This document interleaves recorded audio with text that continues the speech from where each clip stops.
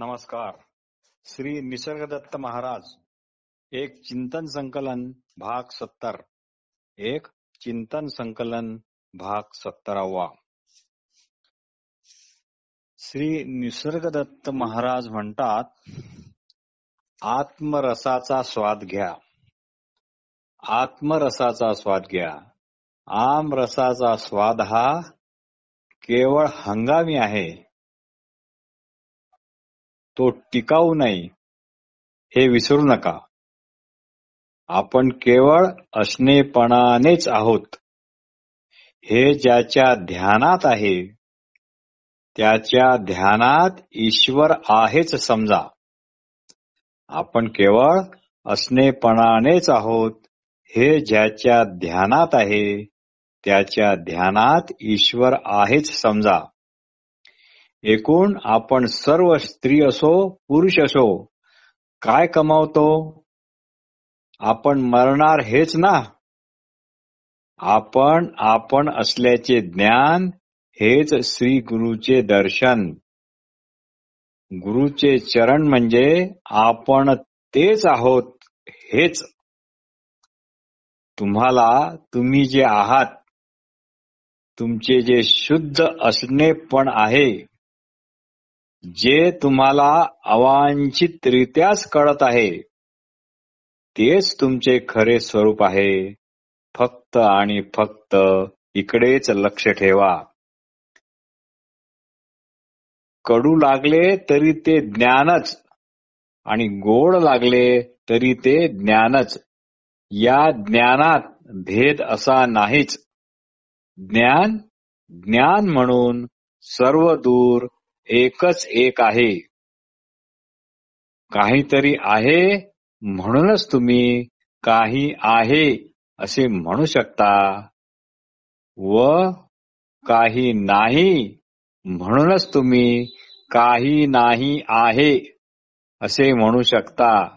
यात आहे हे परत आहेच. दोन्ही म्हणण्याच्या मागे आधी अगोदर आहे हे आहेच. म्हणूनच काहीही म्हणणे शक्य आहे. या ज्ञानाला आकार आहे काय? या ज्ञानाला आकार आहे काय? अर्थात नाही. आपण आहो हे कायेतील ज्ञान आकार रहित आहे. केवळ ज्ञानमूर्ती आहे, म्हणूनच ते निराकार सुद्धा आहे. पण ते सर्वच प्राणीमात्रांना सुखदायी पण असे आहे. म्हणूनच ते सर्वच प्राणीमात्रांना सुखदायी असेच आहे. हा खास श्री निसर्गदत्त महाराज यांचा शब्द आहे, सुखदायी. इथे कोणताच स्वाद नाही, तरी पण सुखदायी. आत्मरस आमरसापेक्षाही स्वादिष्ट. आपण आहो हे ज्यांच्या ध्यानात आहे, त्याच्या ध्यानात आपोआप ईश्वरांचे स्मरण हे आहेच. त्याला ते मुद्दाम निराळे करावे लागत नाही. आपणच असल्याच्या ज्ञानाव्यतिरिक्त दुसरा कुणी देव नाही. आपणच असल्याच्या ज्ञानाव्यतिरिक्त दुसरा कुणीही देव नाही. आपल्या ठिकाणी जे असणेपण आहे, तेच सर्व इतर प्राणीमात्रांच्या ठिकाणी तसेच आहे. हे समजणे यालाच खरोखर सर्वाभूती भगवत भाव म्हणतात. यालाच सर्वाभूती भगवत भाव म्हणतात. अकळपणे म्हणजे अवांछितरित्या आलेले कळतेपण म्हणजेच आपण असणेपणाने आहोत हे कळणे. अकळपणे म्हणजे अवांछितरित्या आलेले कळतेपण म्हणजेच आपण असणेपणाने आहोत हे कळणे. पण हे मुद्दाम जाणता येत नाही. मुद्दाम जाणले तर ते अकळतेपण कसे अवांछितरित्या असे पण त्याला आपण म्हणू शकत नाही. कारण असणेपण मुळात जाणीव स्वरूपच आहे. परत त्याला जाणीव स्वरूप असल्यामुळे जाणणे शक्य नाही. जसे डोळ्यांना डोळे पाहता येत नाही, डोळ्यांना डोळे पाहता येत नाहीत, या बाबतीत मात्र डोळे हे ठार आंधळे असतात. जे ज्यांच्या लक्षात आले, हे ज्यांच्या लक्षात आले त्यांनाच हे रहस्य कळेल. हे मागे आपण पाहिलेच आहे. सकाळी येणारी जाग ही अणुवत असते, तिचेच अनुसंधान म्हणजे अणुसंधान.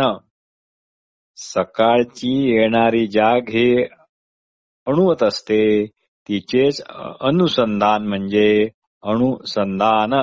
हे गुरुवाक्य म्हणून ज्याच्यात ठसले, तो मूळचा जसा होता तसा झालाच समजा. हे गुरुवाक्य म्हणून ज्याच्यात ठसले, तो मूळचा जसा होता तसा झालाच समजा.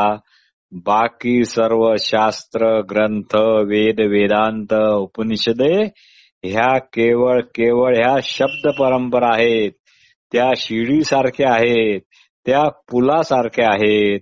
शिडीवर उभी राहणे म्हणजे वर चढणे नव्हे, आणि पुलावरच उभे राहणे म्हणजे पूल पार करणे किंवा पार जाणे नव्हे. सर्वच संप्रदाय, सर्वच परंपरा ह्या आपल्याला पटलेला, सर्वच संप्रदाय, सर्वच परंपरा ह्या आपल्याला पटलेल्या, आवडलेल्या, आपल्यापर्यंत चालत आलेल्या किंवा आपल्यापर्यंत पूर्वासूरूंनी चालत आणल्या गेलेल्या किंवा जन्मजात जे वातावरण मिळाले त्यावरच अवलंबून आहेत. त्या तपासून अंगीकारल्या गेलेल्या नाहीत, म्हणून केवळ पटलेल्या कल्पना आहेत, असे श्री निसर्गदत्त महाराज आग्रहाने स्पष्ट करतात. जे कृष्णमूर्ती सुद्धा वेगळ्या शब्दात असेच म्हणतात. आपल्याला पटलेले दुसऱ्याला पटेलच असे नाही, आणि दुसऱ्याला पटलेले आपल्याला पटेलच असे नाही. कारण काय? शेवटी पटली तरी कल्पना आणि नाही पटली तरी कल्पना. एवढेच पटणे हे सगळ्यात महत्वाचे आहे. एका गावात एक होता आस्तिक आणि एक होता नास्तिक. त्यांचे रोज वादिवाद चालायचे. ग्रंथातील उतारे त्यांना सर्वच्या सर्व तोंडपाठ होते. दोघेही वाक्पटू होते, विद्या वाचस्पती होते. अगदी मुद्देसूद आपापली मते ती मांडायची, आणि दोघांचेही आपापल्या विषयातील वाचन अतिशय प्रचंड असे होते. लोकांना त्यांचे फारच कौतुक वाटायचे. त्यांच्या या अशा प्रकारच्या वादिवादामध्ये लोकांचे पण भरपूर मनोरंजन होत असे, आणि त्याबरोबर श्रोत्यामध्येही असे दोन गट पडले. एक गट आस्तिक माणसांचा झाला आणि दुसरा गट झाला नास्तिक माणसांचा. पण आता हळूहळू त्या दोघांच्या वादविवादांचा लोकांना कंटाळा येऊ लागला. तेव्हा सर्वांनी ठरवले, एक सभा घेतली. एकदाचे या दोघांना एका खोलीत कोंडून बंद ठेवावे, आपापले ग्रंथ त्यांच्या हाती द्यावे, त्यांच्या खाण्यापिण्याची सोय करावी व म्हणावे, खुशाल वाटेल तितके दिवस चर्चा करा आणि काय ते ठरवा. तुमचे सगळे झाल्यावर आम्हाला सांगा, आम्ही तुम्हाला बाहेर काढू. असे 7-8 दिवस गेले. गावात 7-8 दिवस अतिशय शांतता होती. प्रत्येक जण हा आनंद, शांततेचा आनंद भोगत होता, निवांतपणा होता. पण लोक सगळे आनंदात होते. नंतर त्या दोघांना 7-8 दिवसांनी बाहेर काढण्यात आले, तरी त्यांची चर्चा मात्र, त्यांचे वादिवाद मात्र पूर्वीप्रमाणेच चालू होते. आता लोकांनी मात्र चक्क आपापल्या डोक्यावर हात मारून घेतला. पण त्यांचे ते वादिवाद ऐकून त्यांच्या एक विलक्षण गोष्ट लक्षात आली. पण त्यांचे ते वादविवाद ऐकून त्यांच्या एक विलक्षण गोष्ट लक्षात आली की 7-8 दिवसांच्या भरपूर वादविवादानंतर नास्तिकाचा आस्तिक झाला आणि आस्तिकाचा नास्तिक झाला व परत तितक्याच उत्साहाने ते आपापली मतं मांडू लागली. वादिवाद तितक्याच हिरिरीने करू लागली. बरे असो, म्हणूनच म्हटले की पटली तरी कल्पना, न पटली तरी कल्पना. हे सर्व कळायला हवे असेल तर स्वस्वरूपात मुरून जा. ज्याला आपल्या यथार्थ स्वरूपाचा अनुभव आला त्याला मग अमुक तमुक अशा स्वतःची अणु इतकीही काळी इतकीही किंमत राहत नाही, किंमत वाटत नाही. म्हणूनच श्री निसर्गदत्त महाराज म्हणतात, आपण आहो किंवा आपण नाही हे ज्याच्या लक्षातच नाही त्यालाच अलख निरंजन असे म्हणतात. आपण आहो किंवा आपण नाही हे ज्याच्या लक्षातच नाही त्यालाच अलख निरंजन म्हणतात. जशी तुमची मती तशी तुमची गती. कोणीही तुमच्या स्वतःला जाणून घेण्याकरता अगदी 100% उपयोगी पडतील असे ग्रंथ लिहिलेले नाहीत. कुणीही तुमच्या स्वतः जाणून घेण्याकरता अगदी 100% उपयोगी पडतील असे ग्रंथ लिहिलेलेच नाहीत, लिहू शकणारच नाही. आणि समजा लिहूनही ठेवली तर तुम्हाला ज्या भाषेत ते ग्रंथ लिहिले आहे ती भाषाच नाही आली तर मग काय, भाषा प्रभूंचे पायच पकडावे लागतील आणि त्यांच्याच खऱ्या खोट्या सांगण्यावर भरोसा सुद्धा ठेवावा लागेल. म्हणजे परत सारे मुसळ केरात. म्हणूनच आपल्या स्नेहपणालाच चिटकून राहा. याला मात्र काही पुरावा नको. इथे भाषेचे बंधन नाही, इथे कोणत्याही तऱ्हेची शंका नाही. एवढेच लक्षात ठेवा, तुम्ही स्वतःला जे काय भले बुरे समजता म्हणूनच तुम्हाला काही हवे किंवा काही नाही हवे असे स्फुरण येते. म्हणून भले बुरे न होता काही न होणे होता येते का एवढेच बघा. ही आपली नवी ओळख करून घ्या. ती नवी ओळख चोखाळून ठेवा आणि त्या नवीन ओळखीतच राहा. तुम्हाला आणखी काहीही नको. पण गुरुवचनाचे बीज केव्हा वाढेल, केव्हा तुम्ही आज जे मिळवता ते भोगण्यासाठी सुद्धा तुम्हाला रूपच राहणार नाही. कारण आता अमुक तमुक आहो असे काहीही उरले नाही. आता आपण अमुक तमुक आहो अशी कुठली आठवण पण नाही. मग सुखाची पण आठवण नाही आणि दुःखाची पण आठवण नाही. बालपण तरुणपण आपण टाकले असे आपण म्हणतो, पण ते राहिले नाही असे योग्य म्हणा. तसेच तुमचे व्यक्तित्व हे इगोसेंट्रिक ऍक्टिव्हिटी राहणार नाही. ते केवळ राहील ते व्यक्तच. या व्यक्तलाच क्रिएशन म्हणतात. हे क्रिएशन व्यक्तिगत अथवा सार्वजनिक नसते. ते फक्त आणि फक्त व्यक्त असते व त्याला आपण व्यक्त आहोत याची पण काही खबरबात नसते. आणि विशेष सांगायची गोष्ट म्हणजे त्याला आपण व्यक्त आहोत म्हणजे क्रिएशन आहोत, स्फुरण आहोत याची सुद्धा काही खबरबात नसते. इतकाही तेथे डाग नसतो. पण घाबरू नका.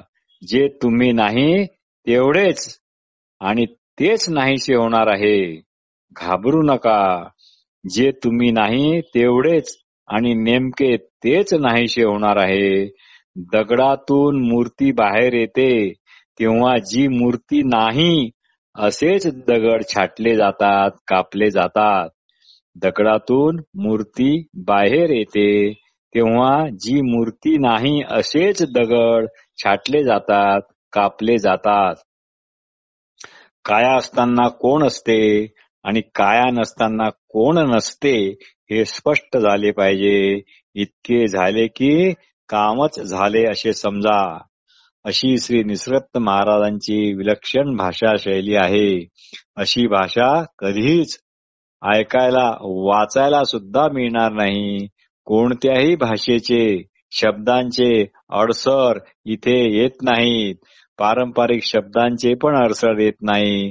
पारंपरिक अध्यात्म वेगळ्याच नवनवीन अशा भाषेत इथे मांडले जाते. इथे कुठलेही संदर्भ दाखवले जात नाही. अध्याय क्रमांक, ओवी क्रमांक, समास कोणता, दशक कोणता इत्यादी काहीच नाही. श्री निसर्गदत्त महाराज एका ठिकाणी म्हणतात, तुझ्या आयुष्याला कोणतेही माप नाही. उगाच तुला तसे आपले वाटते. तू मेलास असे लोक म्हणतील. तू नाही, तू मेलास असे लोक म्हणून राहिले ते तुला कळणार पण नाही. त्याचे कारण मरण हा कुणाचाच वैयक्तिक असा अनुभव नाही. कारण मरण हा कुणाचाच वैयक्तिक असा अनुभव नाही. दुसऱ्यांची मरणे पाहून आपणही समजतो की आपण मरणार, पण तो त्याचा प्रत्यक्ष वैयक्तिक अनुभव नाही. तसा अनुभव राहूच शकत नाही. तुला कितीही वाटले तरी तसे होणारच नाही. कारण सध्याची जाणीवच नाही, ती टिकणार नाही. कारण तुझ्या स्वतःच्या इच्छेने, तुझ्या स्वतःच्या कसबाने, तुझ्या स्वतःच्या कौशल्याने तू देहधारी झाला आहेस काय? अर्थात नाही. जन्म घेतला का? नाही. तुझे यात योगदान काय? तर काहीही नाही. ध्यान करताना तुम्ही जर काही नाही असा अनुभव आला तर काही अनुभव आला नाही असे जाणणे कशामुळे संभव झाले आहे, कशामुळे शक्य झाले आहे. आपण अमुक तमुकच ह्यात बरं राहावे असे प्रत्येकाला वाटते आणि त्याचीच उपासना, त्याचीच जोपासना सर्वत्र चालू आहे. पण काही अनुभव आला नाही असे जाणणे कशामुळे संभव झाले याचा मात्र कुणी विचार करत नाही. गाढ झोपेत आपल्याला आपण जाणत नाही. गाढ झोपेत आपण आपणाला जाणत नाही, पण असतो. म्हणूनच जागे झाल्यावर म्हणतो, वा खूप छान झोप लागली, अतिशय आराम वाटला, श्रम गेले, चांगलाच आराम झाला, फ्रेश वाटले इत्यादी. हा आराम मिळवण्याकरता आपण कुठे गेलो काय? यात स्त्री पुरुष असा भेद आहे काय? अर्थात नाही. देहबुद्धी गेली की आणखी काहीच नको. येथे एक अत्यंत महत्वाची गोष्ट लक्षात ठेवणे जरुरीचे आहे की ज्या ज्ञानाने तुम्ही कायेला, बुद्धीला आपली मानता, ज्या ज्ञानाने तुम्ही कायेला, बुद्धीला आपली मानता, नेमका त्याच ज्ञानाने आपण फक्त शुद्ध असणेपणाच आहोत हे पण जाणा. त्याच ज्ञानाने आपण फक्त शुद्ध असणेपणाच आहोत हे पण जाणा. देहरूपी स्वतःला मानता म्हणून तुम्ही व्यक्ती म्हणजे इगोसेंट्रिक ऍक्टिव्हिटी किंवा इगो सेंटर असेच राहता. देहरूपी स्वतःला तुम्ही मानता म्हणून तुम्ही व्यक्ती म्हणजे इगोसेंट्रिक सेंटर असे राहता. आणि व्यक्ती नसाल तर केवळ व्यक्त म्हणजे ओनली क्रिएशन. व्यक्त म्हणजे ओनली क्रिएशन, स्फुरण. क्रिएशन म्हणजे व्यक्त जे आहे त्यात व्यक्ती ही नसतेच, ती कायमची विरघळलेली असते. त्या व्यक्तलाच ब्रह्म किंवा चिद्विलासात्मक जग म्हणतात. त्या व्यक्तलाच, क्रिएशनलाच ब्रह्म किंवा चिद्विलासात्मक जग म्हणतात. इथे जग व ब्रह्म दोन नाहीत. इथे जग आणि ब्रह्म दोन नाहीत, ते एकच, अभेदच राहतात. व्यक्त जे आहे त्यालाच सर्व संज्ञा आपापल्या आवडीनुसार लोक देत आले आहेत. व्यक्त जे आहे त्यालाच सर्व संज्ञा आपापल्या आवडीनुसार लोक देत राहिले आहेत.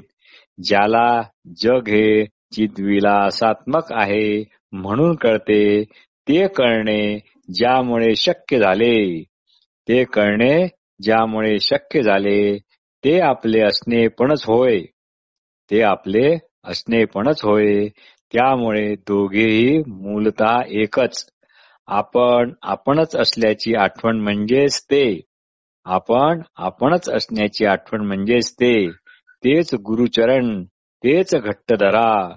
पूर्व पुण्याईने हा विवेक जर जमला तर ही शिकवण तशी फारच सोपी आहे. पूर्व पुण्याईने हा विवेक जमला तर ही शिकवण फार सोपी आहे.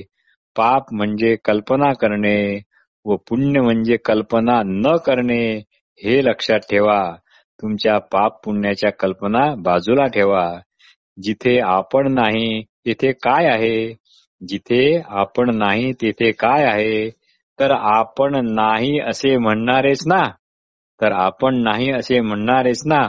कोळ्याच्या लाळेचे जाळे बनते, ते कोळ्यातून येते. तसेच हे जग तुझ्याच प्रकाशाच्या लाळेने बनलेले आहे.